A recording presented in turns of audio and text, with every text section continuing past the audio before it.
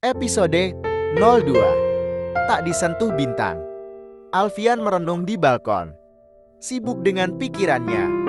Berkali-kali membasuh wajahnya dengan kasar. "Ibu tahu apa yang kamu pikirkan."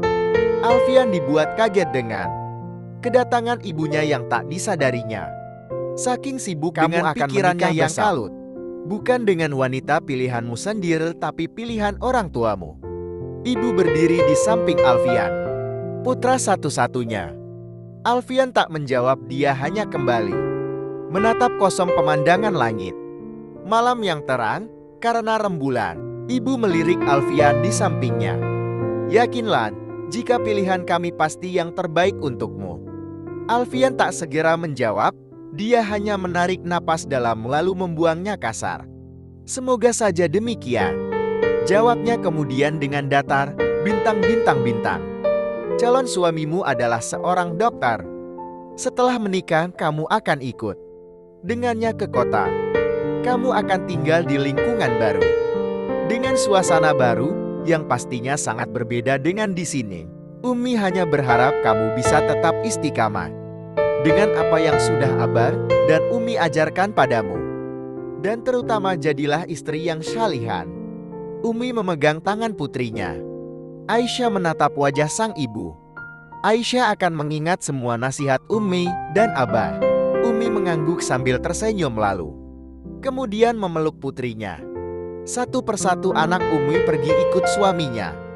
Sebagai seorang ibu, tentu saja Umi sangat bersedih harus berpisah dengan kalian.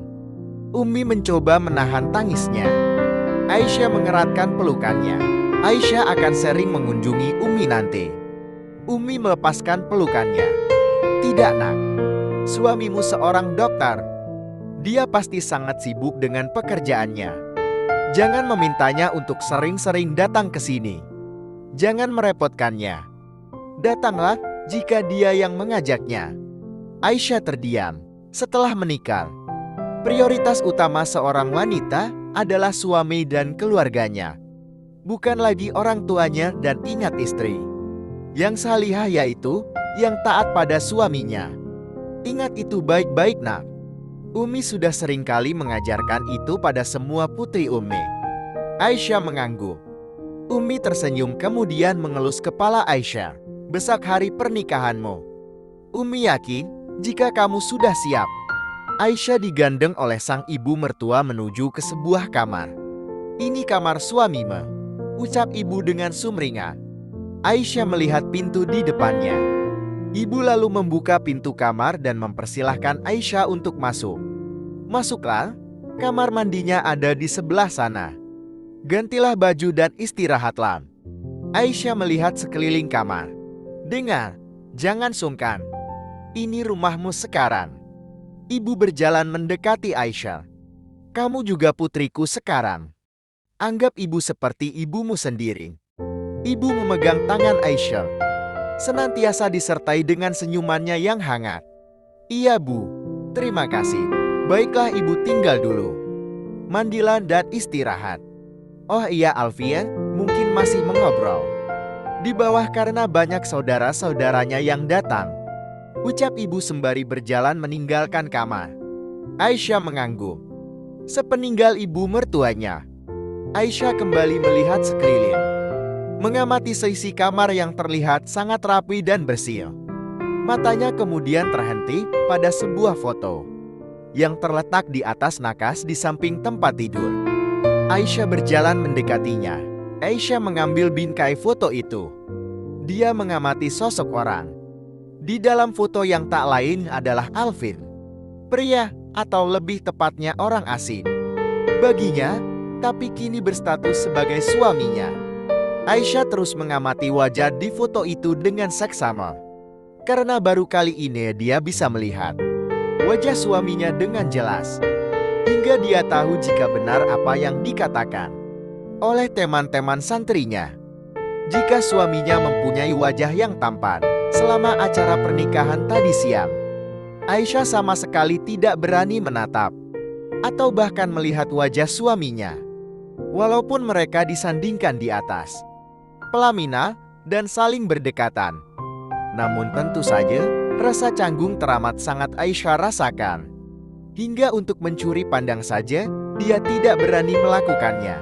Setelah acara yang diselenggarakan secara sederhana itu selesai, Aisyah langsung diboyong keluarga suaminya untuk langsung ikut ke rumah mereka. Tentu saja dengan diiringi isak tangis, terutama Maryam yang terlihat sangat bersedih. Aisyah pergi meninggalkan rumah tempat dia dibesarkan. Mengingat itu rasa sedih kembali dirasakannya. Namun segera dia mencoba menguasai perasaannya. Dia tidak ingin terlihat sedih, apalagi di hadapan suaminya nanti. Mengingat suami, Aisyah teringat akan sesuatu. Dia lalu melirik beberapa koper miliknya, yang rupanya sedari tadi sudah ada di dalam kamar itu. Aisyah mendekati koper itu, lalu mendorongnya menuju ke dalam kamar mandi. Aisyah berjalan keluar dari kamar mandi dengan perlahan, walaupun dengan sedikit ragu-ragu, disertai perasaan yang bercampur aduk. Dia terus memberanikan diri berjalan, mendekati sesosok pria yang tak lain adalah suaminya tengah sibuk menelepon di balkon kamar mereka. Sebelum semakin dekat, Aisyah menghentikan langkahnya. Dia kemudian melihat dirinya pada pantulan kaca yang berada tak jauh dari sana. Aisyah bergidik sendiri melihat tubuhnya. Kini hanya berbalut baju tidur yang tipis nan menerawang, yang seumur hidupnya baru kali ini dia mengenakannya. Tidak seperti biasanya yang selalu berbalut baju syar'i lengkap dengan nikabnya. Malam ini dia membiarkan tubuhnya terekspos sempurna.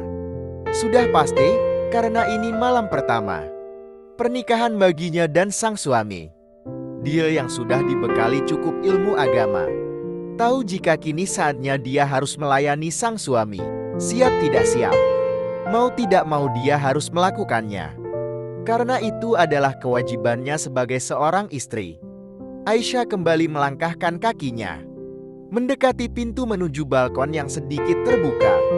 Walaupun sudah semakin dekat, suaminya tetap tak menyadari kehadirannya karena masih sibuk dengan teleponnya.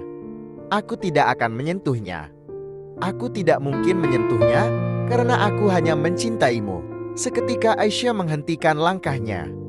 Dia tertegun sejenak ketika tak sengaja mendengar percakapan suaminya dengan seseorang di ujung telepon. Aku tidak akan menyentuhnya. Walaupun dia istriku sekarang, aku janji. Sekali lagi Aisyah mendengarnya dengan jelas, membuat hatinya begitu hancur, berkeping-keping. Sontak Aisyah berjalan mundur dengan perlahan. Dia tidak ingin Alfian tahu jika dirinya tak sengaja mendengar percakapannya. Aisyah terus mundur sambil menahan isak tangisnya. Menahannya sekuat mungkin agar Alfian tidak menyadari kehadirannya.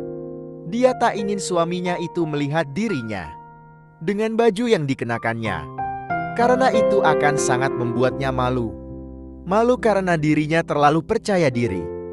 Jika suaminya menginginkannya malam ini. Akhirnya Aisyah sampai di dalam kamar mandi tanpa diketahui oleh Alfian yang masih sibuk dengan teleponnya. Aisyah menangis terseduh.